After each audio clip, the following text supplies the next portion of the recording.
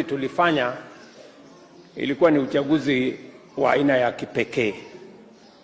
Mambo matatu muhimu yalifanyika katika hiyo uchaguzi. Ya kwanza, Mungu alitusaidia tukafanya uchaguzi ambayo ilimaliza ukabila katika taifa letu la Kenya.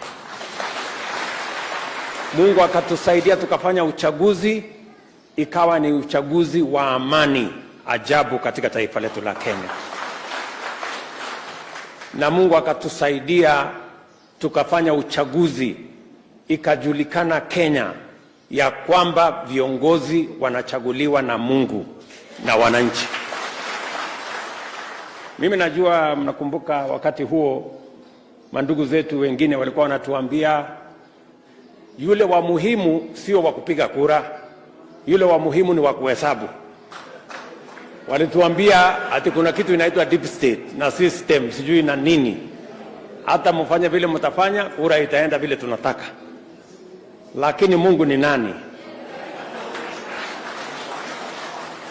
Si ilijulikana Mungu ndiye anachagua viongozi? So tunamshukuru Mungu kwa sababu ya kazi hiyo ambayo imefanyika. Mimi nataka niwahakikishie ya kwamba vile ule msichana alisema hapa, tutazidi na kutembea katika barabara ya kumheshimu, kumtambua